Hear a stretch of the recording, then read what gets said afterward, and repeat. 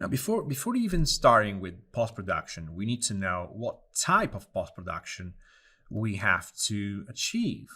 And that depends mainly on the purpose of an image. Let me explain. There's mainly three purposes for an image in the ArchViz field.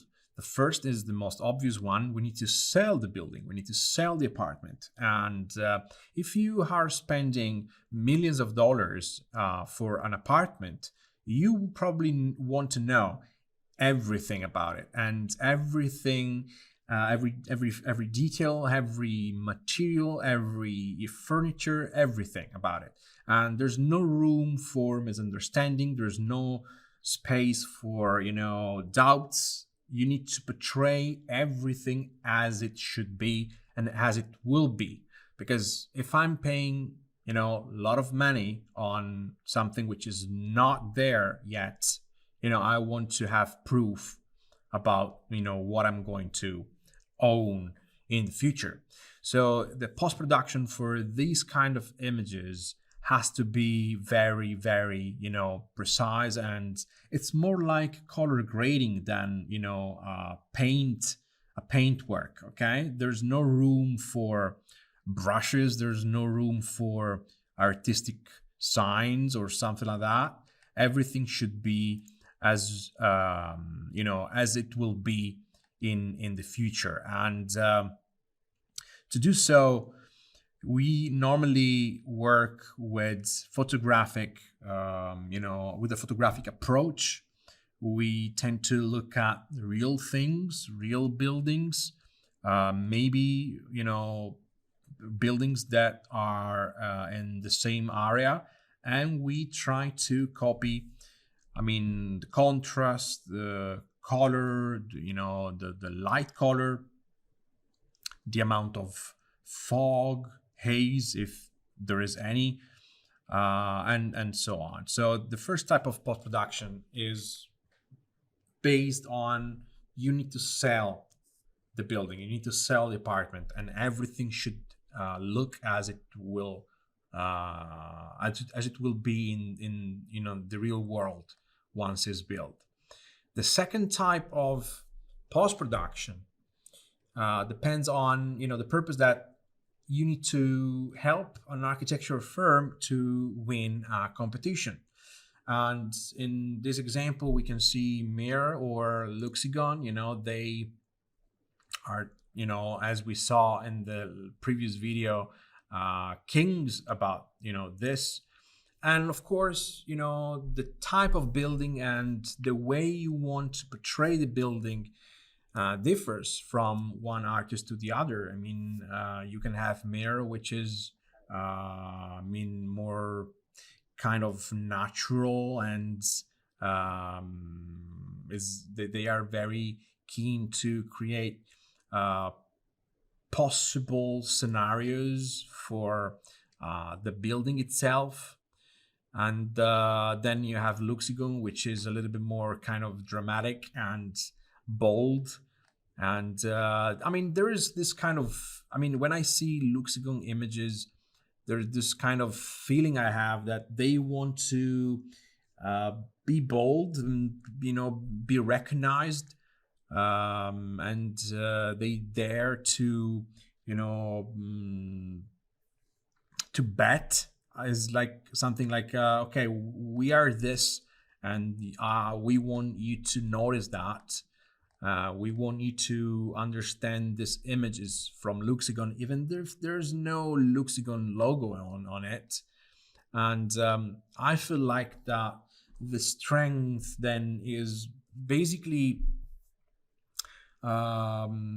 within the image. And if the architecture firm decide to trust them and to ask them for an image, this power, this intrinsic power which is inside the image, is kind of a strength point then in the competition.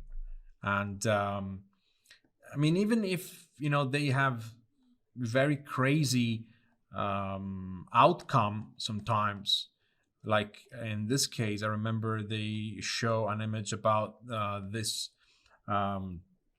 the center here, which is something about, a music center or so.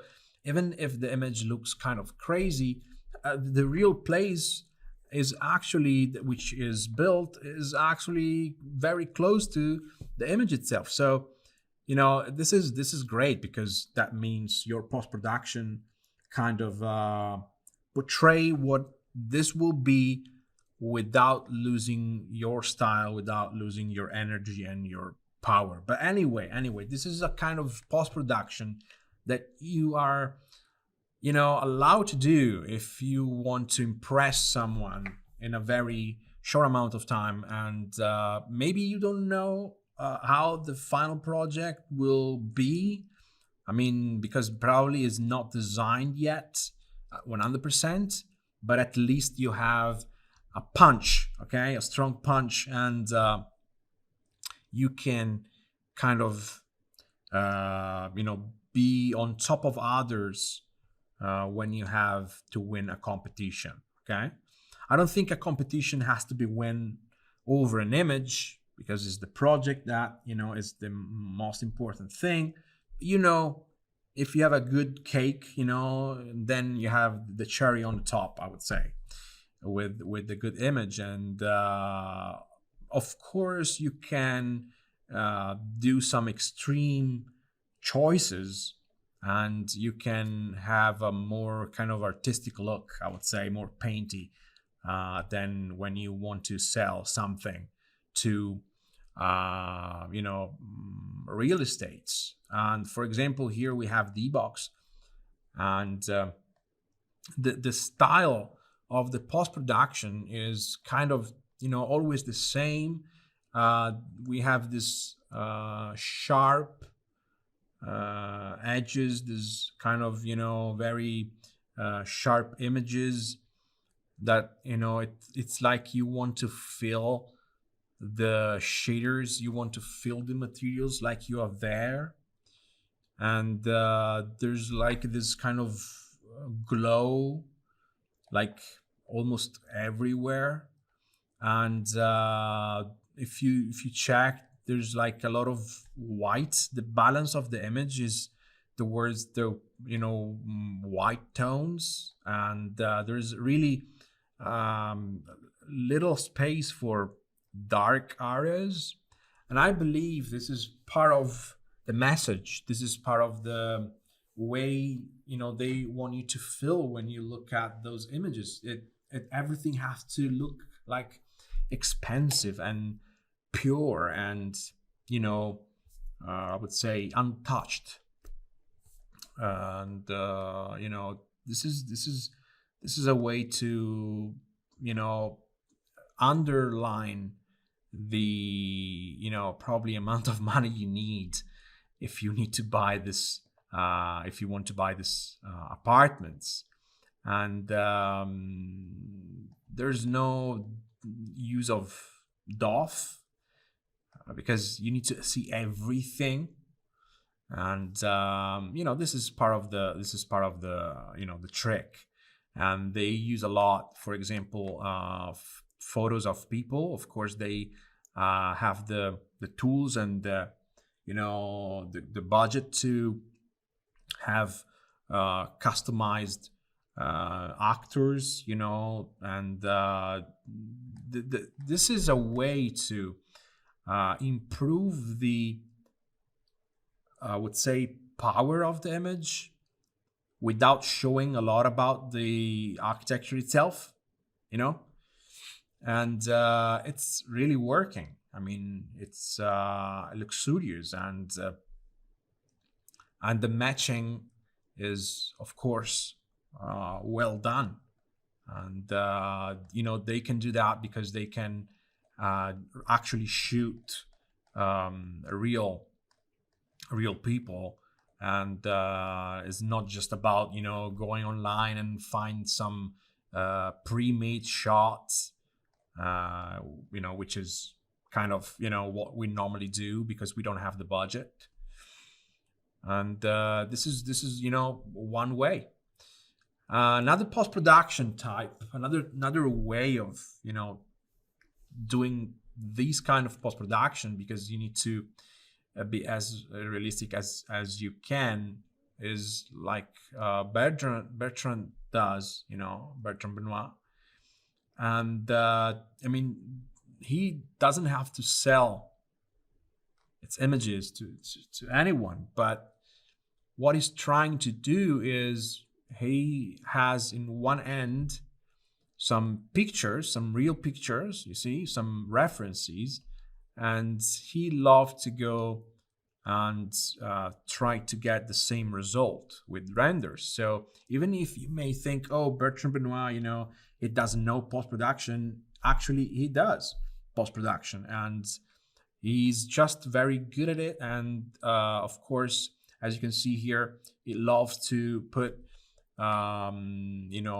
imperfections from the camera within the render, because if the render is too perfect, then it feels like fake. And so if you have, I don't know, chromatic aberration, blooms, effects, and everything is basically, overbrighted, and not overbrighted, but there's more bright tones than bright values than dark values.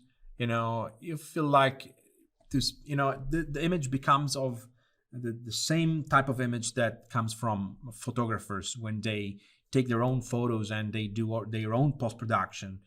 And this is one way. This is one way. Of course, this type of post-production is made for, could be used to sell the actual thing. And then there's another type of post-production, another reason to do post-production, which is privets, which is designing things, which is, to help other people to design things. And which is something I love to do, but I don't do it personally for, other clients. I do it for myself. I love to create illustrations, and this is one I've done for the Academy Day number 6. And as you can see from this slides, I really love to complete the 3D phase, the 3D part of my work as soon as possible. Okay, this is the final render I've done, and it took me a couple of hours maybe. And what I'm doing over it is, just a lot of post-production. And this is a mix of photo bashing, which means that you can place photos on top of the render. You can do painting. You can sketch over them. And as you can see from this example here, I start to use photos of water, and then I add some vegetation, some photos of, I don't know, clouds, waterfalls, and I created some foam with brushes, with custom brushes, and this is the final image, which is very different from the 3D render, and it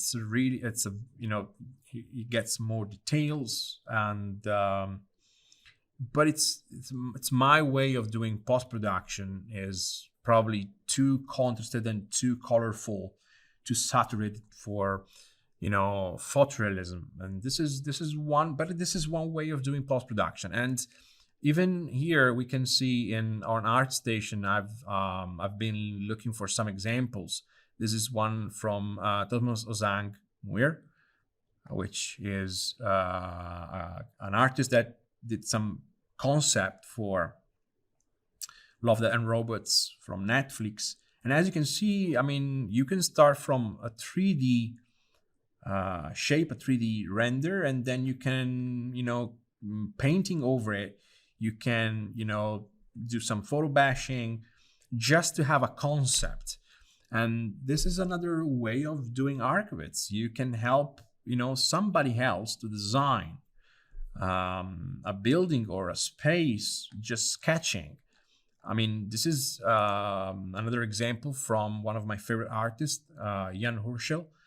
And this is, a mix between a 3D environment, a 3D render, and some photo bashing, some kind of, when you place photos on top of a 3D render, and you start to deform them, put them in perspective, and then painting over them in a very sketchy and quick way, just to have a concept, just to have an idea of what is going to be the future. And this is another way of doing post-production, okay? And of course is very quick, but also very useful if you don't know where to go, if the architect doesn't know.